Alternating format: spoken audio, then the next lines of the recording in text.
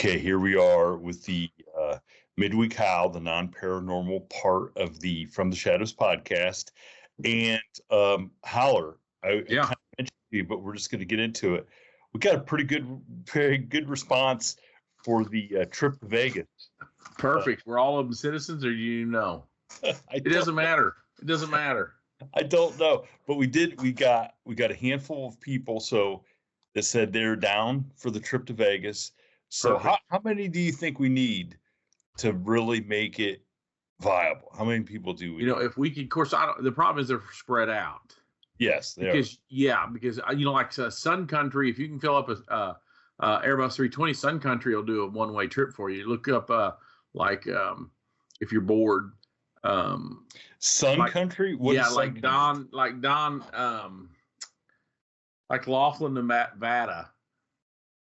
Laughlin, Nevada was founded by an old farmer from southern Minnesota. Yeah. Name, hold on, I'll tell you what his name is. I think it's Don Lawson, but it's Don something.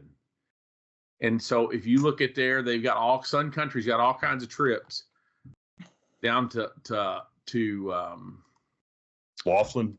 Down to Laughlin from weird places like Rapid City, South Dakota, and Devil's Lake, North Dakota, and Duluth, and somewhere in Wisconsin. What am I missing? What is Sun Country? Is that an airline? It's airline. It's headquartered in Minneapolis. It's called Sun Country because they only fly to where the sun is. They leave Minneapolis and they just do day routes, and they go to Florida, Southern California, and Texas, and I think Panama and what's down by Belize.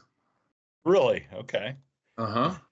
Is it that bad in Minnesota that they can fly to all those places daily with enough people? Well, hold on a second. Do you know what the winter up at Cleveland would look like on the lake? Yeah, it's not nice. Times by 10. So Minnesota's that much worse than it's the coldest state in the nation. It's colder than freaking Alaska. Why did you move? Why did you leave Minnesota? Because of that? The place was on fire at the time. But let's not get into geopolitical decision making. Mm-hmm. Yes, I can discuss. I heard an interesting phone call recording or interesting recording regarding that. Yeah, I don't want to say anything about it because that'll get me banned in the UK. They'll put me in prison. Okay. Anyway, back to Sun. Yeah, so that's his name, Don Laughlin. I think he's still alive. So the guy that founded Laughlin, Nevada. What is in Laughlin? Is there a casino there? Colorado River. Oh yeah, big giant beautiful casinos and golf courses, but it's 90 miles straight south. It's at the very point in Nevada. So you're either in California or Arizona. If you cross the river and you're in Arizona, if you go 100 yards south of like the I can't think the Indian tribe's got a casino on there. You're in California. So you could be right there. And like my son brags, we ride out there every year, usually. That's what I thought you guys do. He's ridden in Nevada, California, and Arizona in the same trip, the same day. But this guy named Don Laughlin, for whatever, and he decided he was going to go there. And I don't know why, because Vegas was already going. I'm trying, my internet's slow for some reason. I should pay the bill, I guess. Tell everybody to get some more subscribers so I can pay the bill if they want me to keep talking to them. Get a higher speed. I can't find it. Huh? We need a higher speed. So you're saying like our trip shouldn't be to Vegas, but we should go to Laughlin. Wherever. No, let's make it to Vegas because people have never been to Vegas. You've never been to Vegas. I've never been to Vegas. Needs to be to Vegas. I was just making a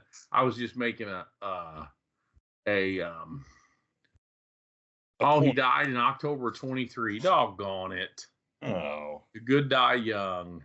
Shoot. How old was he? He's got a car. He's got a giant car collection at the Riverside Casino. There, it's beautiful. So like right now, the hotel rooms during the week are probably $24, $28. What? That's it? Yes, it's dirt cheap. Uh-huh. He was 92. Owatonna, Minnesota is where he was born. That's where my son was born. Laughlin, Nevada. Mm-hmm. In the late 1950s, he purchased his first casino, the 101 Club in Laughlin, that had sold to So the same year, Laughlin was flying his private plane over to California, Arizona, Nevada, the tri-state area near the Colorado River, specifically Bullhead City and Kingman, Arizona, Needles. Mm-hmm. Well, so he started with 6.5 acres and a hotel for $250,000, and now he owns almost all the hotel casinos. There's a half a dozen casinos.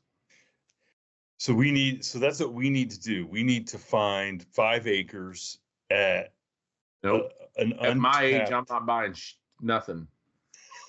Now, come on. We're 92. That's another 40. We got another 40 years. I mean, come on. We're just getting started. He started earlier than us. I don't. That's what I always say. I would never. Not really. He started 10 years earlier than us. I said, that's why I'm never going to make $2 million, because once I get the first $1 million, I'm quitting. Well, okay, this is something I wanted to talk about last time, and we never got to it. Was pneumonia? Go ahead. We did talk about your pneumonia. I think, I don't know. Yeah, we did. And you're still kind of obviously getting. Yeah, I've got a residual cough. Might be with me forever. Oh, you might as well smoke. Anyway, so I wanted to talk about. So you have a daughter. She obviously, I don't know what the prom homecoming situation is there in the Ozarks, but my daughter Izzy is already, when it was last Sunday, already went to get her homecoming dress. Well, you got to get them now before the poachers do.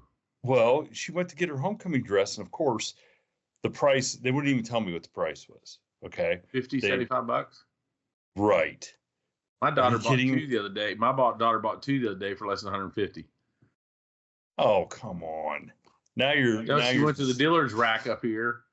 You need to teach them kids to be frugal. They don't. Well, we used to be back in our day, homecoming, you just put on a nice shirt and some pants. And now they treat homecoming like it's prom. Because my 2 older daughters, my middle daughters, I mean, they must have spent a year's worth of college tuition on prom and homecoming dresses from the time they were freshmen till the time they graduated. That's because you allowed that to happen. The only thing my daughter spends money on is gasoline and shotgun shells. I didn't allow it to happen.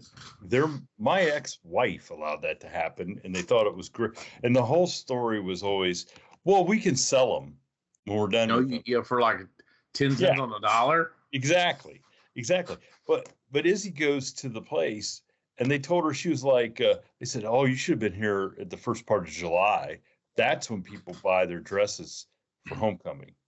Is it like the first week of July? Right.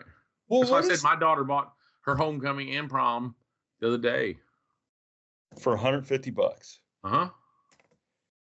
Oh, gosh. Well, my hat's off to her.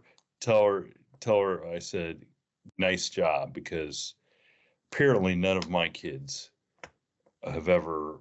That's because their dad's a world famous right songwriter and podcaster. Well, hey, Gabby and Olivia, they would spend their money that they earned at the fair, and they, which it was not what it was for. It was for selling hogs or steers. What were they showing? Well, they showed steers and chickens and stuff. They made a little money then. They made a little money. They did. They each made they made really good money, and sure, but then blew a bunch of it on stupid prom. Because they were trying to land a man, or what were they trying to do? Hey, I don't know. I think you can land a more man with a steer in a few acres than you can with any prom dress. Yeah, they're not doing a very good job of that, because they don't. Not only do they not talk to me, they don't talk to their grandparents either. And if they're going to get land from anywhere or a steer, it would be my parents. So they're not doing a very good job of figuring that stuff. Just a modern day person. I can't really talk about it, but I spent a lot of time with young people the last couple of weeks, and I'm disappointed. I can't even. I was telling them I can't even formulate the words for some of the retards I've seen, and to think that they're supposed to run this country. Yeah, well, kids don't, I don't know. Well, but how can we just blame them? I mean, Do what? how can we just blame them, though? We're the Pretty ones goddamn raising. easy. Listen to me. I blame them all the time. I'm judgmental as hell. Yeah, we're the ones raising them. We're the ones raising them. So, I mean, yeah, it's partly my fault that they spent all that money in their dresses, but I, there was not much I could do. I protested and, stomped my foot, but they didn't care because their mom was just going to let them do what they wanted to do. Well, so, that's kiss. Well, I was going to say something. I don't want to take a turn for the worst here. yeah, It's early in the broadcast. You'd be shutting me off. Don't take a turn for the worse. Mm-hmm. Oh, but I did want to say, did you see who passed away today? Well, Brendan Doyle, the Catholic priest from my hometown, did at the tender age of 86. But that you were thinking, Phil Donahue. Oh, just another lib that bites the dust. We should celebrate it. I guess the DNC thing probably put him over the edge, huh? Is that what did it? He didn't get an invite? I don't know. But I was trying to think. Christy goes, boy, he was 88 years old. And she goes, I haven't seen him on TV forever, which makes me think, I don't know when he retired from broadcasting, but he always kind of looked old because he had that white, gray hair, right? Yes. And he was married. He was in his heyday, 45 years ago? At least, late 70s? Yeah. So he was only 40-something. He was younger than us. And he looked, well, okay. So we were, I don't know, do you watch Cobra Kai? Who? Cobra Kai. Okay. So Christy and I watched this. They just released 5-6 episodes. And while we're sitting there watching, they're always talking about Mr. Miyagi. Okay. And I looked at her and I looked at Christy. I said, I wonder how old Mr. Miyagi, Pat Morita, was. Yeah. In the first Karate Kid. You know how old he was in the very first? In 74. He was 52. He was 2 years younger than me. And you thought he was an old man, wax on, wax off? Yes. And he was younger than I'm like, but we, a lot of us guys around here, because there's dads that are, that were around when we were in schools, dads of kids who, when we saw them, we thought, man, these guys are old. And they're still around, and you start putting the numbers together. Why are we even doing this? Why are you ruining I'm pretty depressive anyway about my age and everything, and now you're just don't be depressed. The freaking toilet. No, why would be depressed? Because I feel like we're much younger acting and looking and be, in better shape than those guys were, because most of those guys were working in factories and smoking and drinking. So we're way better off than those guys. Well, do you think they lived a more fulfilling life? I just think they lived the life that they knew, living in that. I mean, how many people do you know that never left the county that they were born in? Well, and I think in some ways they might be smarter. I was thinking that here. It's funny. Here you are really taking me down a bad road. I'm not taking. In some ways, they might be the smartest of the bunch. Yeah, if you don't know what else is out there, you That's probably right. are way more satisfied with what you have. That's right. Jeez. Well, then I don't want to tell you the other two people that died here in the last couple of days that had who were they? Well, number one is Famous Amos, passed away. Famous Amos Cookies. Oh, I seen that. Yeah. That was a pretty interesting story. He was a talent agent, and who did he manage? Like the Temptations for a little bit, or the Four Tops, and then the Frankie Valli maybe too, I think, or the Righteous Brothers. And well, that's a big stretch. Frankie Valli. Well, it's either Frankie Valli or the Righteous Brothers, I'm pretty sure. And then it was like the Four Tops or something for a little while. But then he took his grandma's, I think it was his grandma or aunt's cookie recipe, and started a single store in California.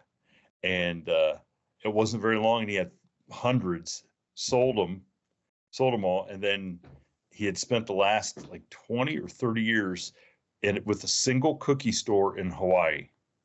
Well, if you were going to have one, No kidding. Maybe, I don't know if I'd want to spend my last 30 years in Hawaii, but 30 Really? days would be bad, huh? You ever Well, been to Hawaii? I've never been to Hawaii either. Look, There's chickens everywhere. I've told you the chicken stories, ain't I? The chickens in Hawaii? There's chickens all over Hawaii. I mean, Yeah. Waikiki Beach, I'm telling you, if you're 10 feet off of Waikiki Beach, there's going to be a chicken around you. You walk out of the Hilton Waikiki Beach, and there's chickens in the dumpster. There's chickens everywhere because they don't have any coyotes. They don't have any natural predators. They breed year-round. There's chickens everywhere. And you go up to the North Shore where the servers and shit are, and you might as well be in Thailand. Little old shacks built on stilts because it doesn't freeze, right? So they got the plumbing on the outside of the shed, on the outside of the house. It's I don't want to say third worldish, but it's certainly 2.5. That's great water. You know what I mean? Great warm water. Not like you get to the beach in Southern California and it's freaking cold. I don't care what they say. Okay. Mm-hmm. Even San Diego, the water's cold. Christy, those guys were just there, and she said, "Yeah, it's cold. It's cold. You get in the water in Hawaii, and it's hot, baby. You go to North Shore; those waves are nonstop from like Japan to there. The biggest waves you could ever imagine. Hitting the North Shore. Really, even bigger than where's the place out Australia there? Or something like that. Like in Tahiti, off Tahiti, where they have those same principle. Yeah, Tahiti's the other way on the French Polynesia. Mm-hmm. That's where we should go. If the Vegas thing turns out, maybe in a couple of years we can get a sponsored thing to Tahiti. I bet you we can get all kinds. I bet you Mike from Manitoba, you know. Yeah. Oh yeah, of course. Yeah, the woodcutting girls or whoever out there, they'll come. Yeah. I don't know what their names are. You never tell me. You don't tell me the good emails we get. You always tell me the crappy ones. Oh, jeez. You know. Oh my gosh. I think that's Lolly. That's Lolly from up there. That's perfect. Uh-huh. Yeah, Lolly. Yes, perfect. So for 500th episode, then we'll go to Vegas. Thousands, we're going to Tahiti. Perfect. How many we got? What are we at right now? We will be released. Our 500th episode will be next Friday. Well, we can't get to Vegas that quick, can we? No, we need a little more. We need a little more paid sponsorship before we get to. No, you just call out. Do I need to do this? We just call out to Treasure Island or something and say, "Hey, what's the price for 50 guests, 100 guests on a junket?" And they'll tell you, they'll cut it right on down. $89 a person or $200, however, depending on how many. We do it for 3 nights, 4 days, or something like that. We'll just put it out there at the front. And you put it out there, and you let our guys. You just tell me you're getting a special. We got to see who the entertainers are, and have a group show. We can all go out and see, Duran Duran or something. I don't know, some 80s show. Carrot Top, as long as it's not Carrot Top. I can't. He's got a thing out there, but I'm not. Not Adele. Yeah. She keeps no showing. She's got George Jones taking on the no show. I could go see George Jones. I mean, he was the man in the day. I seen a picture of him today. Him and Loretta Lynn on the beach somewhere, looking about half drunk. From what time period? Because I know it's not right now. 70s. He's dead. He's dead. Yes. I should say he's still dead. He's not. Tom Jones isn't dead. Mm-mm. But Loretta Lynn is. Loretta Lynn is, and George Jones is. You said Tom Jones. George Jones. The possum. You said Tom Jones. Didn't I say Tom Jones? No, you said Tom Jones. I said George Jones. Oh, I thought you said Tom Jones. It's because your musical repertoire, your catalog is too big in your head. You can't keep them straight. Well, speaking of that, did you see who else then died? Greg Kihn. Oh, the Greg Kihn band? Oh, doggone it. Our Love's in Jeopardy, baby. Oh, I guarantee it is. Man. Which resulted in one of the great Weird Al parodies, I Lost on Jeopardy. which if our listeners have never heard that song or seen the video, I urge you go to YouTube and watch Weird Al. Weird Al could really play. I watched a documentary on Weird Al the other day, and I think he's pretty smart. I mean, he had a lot of stuff. I think Weird Al graduated high school when he was 16. I mean, he's a genius. I'm pretty sure. Yeah, and you know what's not funny, but the other thing, I played for my kids. Ray, help me out, Nashville. Ray, parody singer Ray. Ray Stevens. Ray Arab. I met Ray Stevens one time down in Nashville. We were there. And I'm telling you what, now I don't know if they would probably try to cancel him today for Ahab the Arab. But he has his own theater down there in Nashville. I mean, he's got to be one of the wealthiest guys in Nashville. Period. Hands down. Was he a coke dealer or something back in the day, or what? No, he was just a really good songwriter. Because he didn't piss his money away. He bought real estate and stuff like that, right? Bought real estate, and like I said, I think he had in Branson, and then closed it, and then ended up closing it down, and he has a theater there in Nashville. But it was so funny. We went to dinner, and as we came out, Ray Stevens was walking in, and one of the guys I was with, kind of, knew him through something, and so he stopped him, started talking to him, and my mom, we all stood there and shook his hand or whatever, and we walked away, and my mom goes, "Man, he's a little squirt." Is he not very big? No, he's just a tiny little guy. But it was so funny to hear my mom just say, "Boy, he's a little squirt." Okay, Mom. Okay.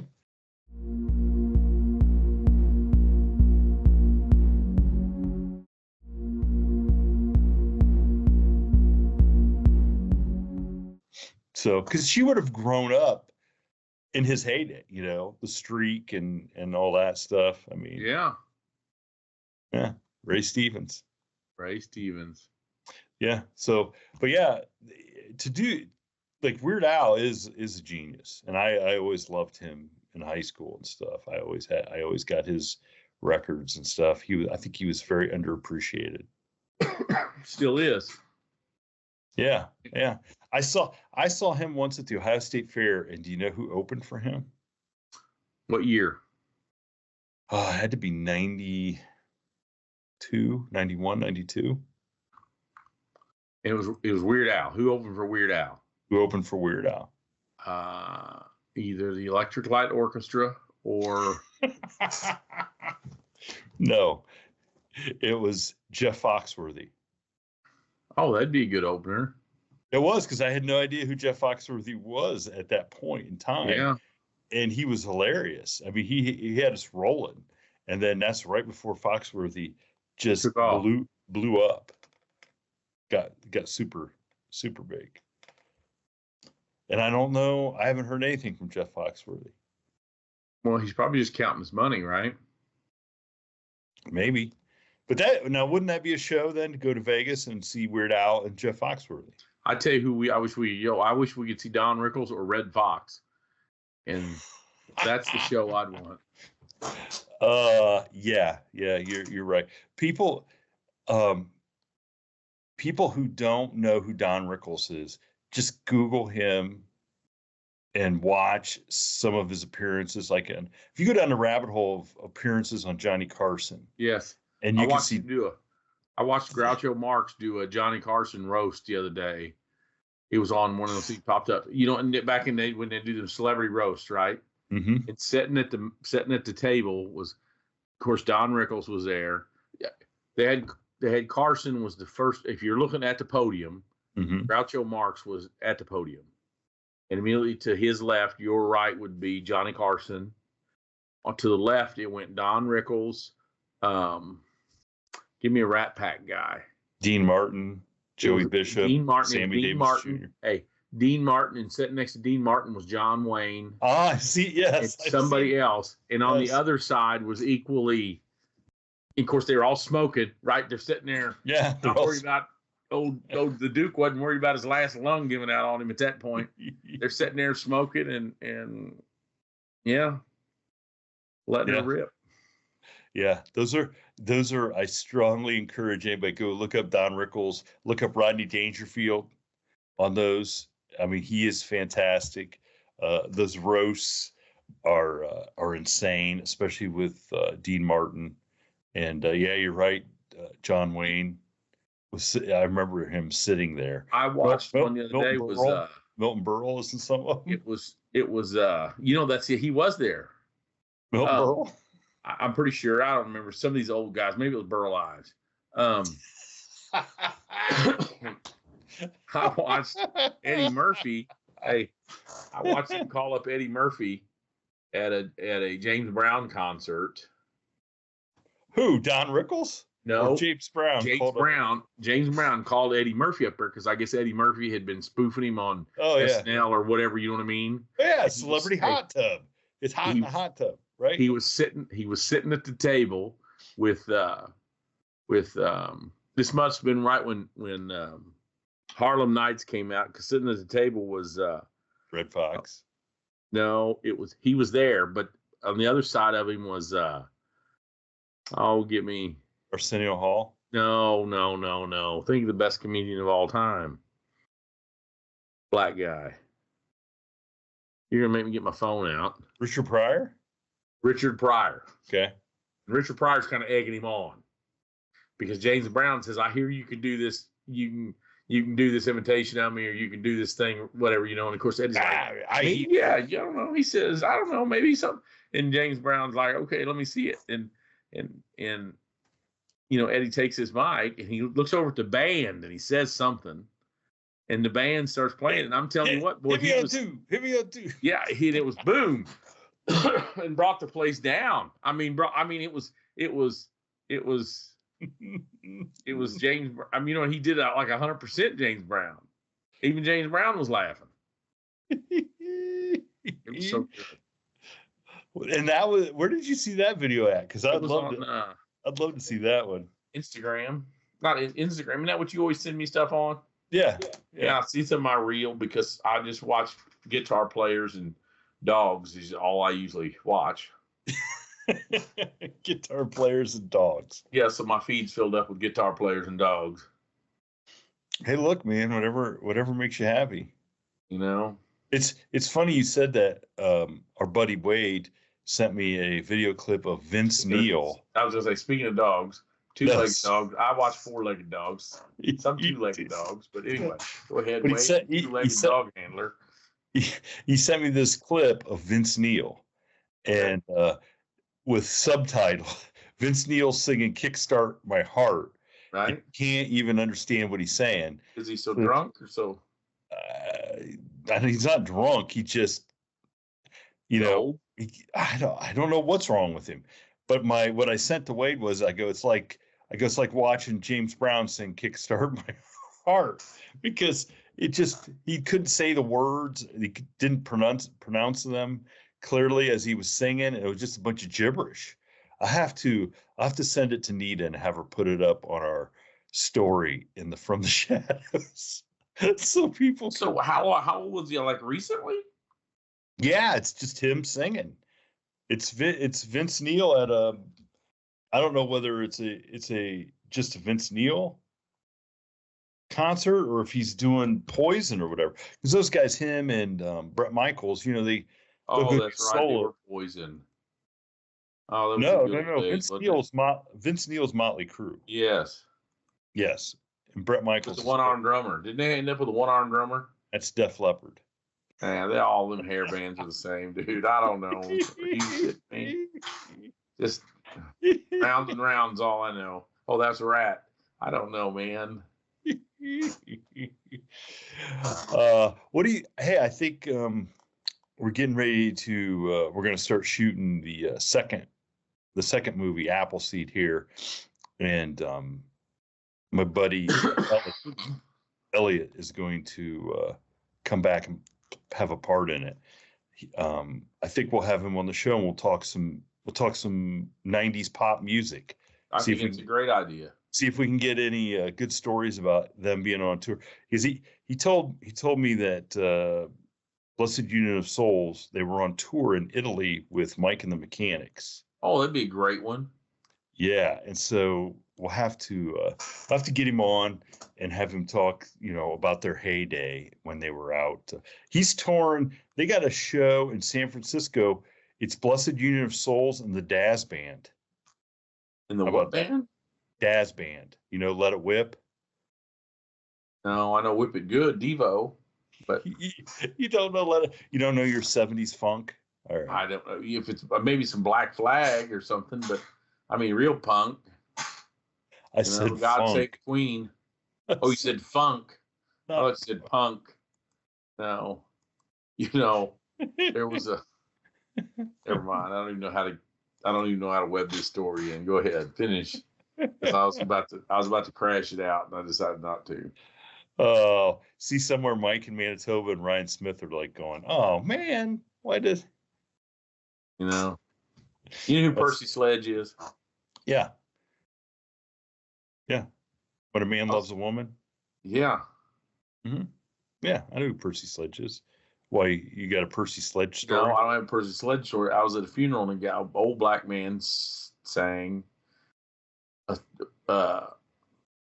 Oh shoot, he sang some hymns, and this old rugged cross. He sung something else, and it just sounded so good. And they had some food after it, and I walked up to him and I said, "Man, you sound so good. You sound like Percy Sledge." And he said, and this guy's 70 years old, 70-year-old black man. He goes, I never heard of him. You never heard of Percy Sledge? And I forgot who he told me, and that's why I didn't say it. He told me, he said he's modeled himself after somebody, and I forgot who it was, somebody of that era, but didn't even know who Percy Sledge was. Come on, man, you poser. That's why I'm a fucking LARPer, poser. He's no Weird Al Yankovic. Green. Al Green, the Reverend Al Green. Okay. All right. I mean, look, if you're going to model yourself after somebody, Al Green's not bad, but how do you not know who Percy Sledge is? Yeah. How does he not know? And I do. But it's because you're a white guy. Gosh. It's just like, that's because you hung out with one of the best funk players of the 50s, DAC, baby. He was the original. Hang out with one of the Cincinnati brothers down there on the Rhine. He was the original rapper, is what he always told us. Said he was the original rapper because they used to do. You're right. You sound like DAC. I'm dying because nobody else knows who we're talking about, but me and you do. It's an inside joke, and I don't know how they would. The few hillbillies that I got idolize him. So if you told him he got his start as a 1950s back, Didn't I tell you the story about him winning an award for? And they want to take it back. Yes, tell that story because I got some English listeners. Yeah. So DAC. David Allan Coe. First was it the Penitentiary Blues album that he wrote, most of it while he was in jail there at Mansfield, where they filmed Shawshank. He puts out the Penitentiary Blues album, and it wins an award, like a blues award, as best blues record of the year for some place in England. You're right. Okay. And there had never been any pictures of him or anything. There was nothing I don't believe on the album cover at that time, no promotion, because I don't even know if he had a record label at that time. It might have been a small one. And when they found out he was basically a white, shaggy-haired hillbilly from Ohio, they wanted to take the award back because they thought he was a black man. At least now that's what David told us. but I mean, every other crazy story he told us turned out to be true. And he was good friends with like Mavis Staples and those guys. And he toured with them before he did like Take This Job and Shove and all that. He toured around with Chubby Checker. And if you don't know who Chubby Checker is, he did not tour around with Chubby Checker. I swear I read that somewhere. Although he did try to claim in an interview that he was playing in Nashville one night in this park, and that Jimi Hendrix was playing guitar for him. But that it was before Jimi Hendrix was Jimi Hendrix. Well, And me and hey, go ahead. and me and Wade looked at each other. We started doing like, I don't know if we can buy that one. Hey, I'm looking at it, the album right now on eBay. Penitentiary Blues it's Rare LP, and you know who he reminds me of on the cover? Is he now, on the cover of that? This might be a second release though. Okay. Because it's 1969. He looks like Billy Jack. Is who he looks like. Billy Jack from the movie? Yeah. He's got this black flat brim hat on. He's got like a dream catcher with a phoenix around his. I mean, it don't even look like him. It looks like it. It don't look nothing like him. It's got to be somebody else. Are you looking it up right now? I'm gonna look it up, but I don't have that album. I've tried to buy. One person wants $109. This one's got 49 on it, and it's got one bid. So, he does have his first album is one I have tried to get, and it's called Harlequin for a Requiem for a Harlequin is the name of it. And I don't think there was more than 500, maybe 500 copies of it sold or made. Have you found one? I've seen two, and I wish I'd have bought them. They sold for $500 or $600. Yeah, they're so rare. It's not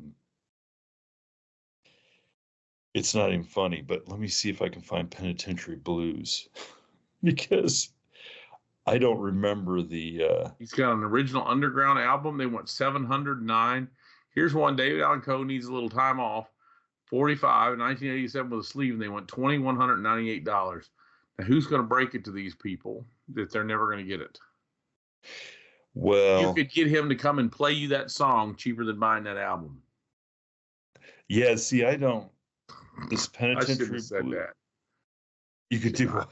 You could get it to I said you could get him to come over and play that song cheaper than buying the album. Oh gosh, I don't. And I hate to break it to him, but this X-rated album is not the original either. But the Wade and I pitched an idea for a documentary because we don't know if David's alive. We can't. He doesn't answer. He just went underground so bad. Well, he hasn't answered his phone. And, he's probably mad. Probably threw it out the car. You know, like they do, and have threw a fit. And don't.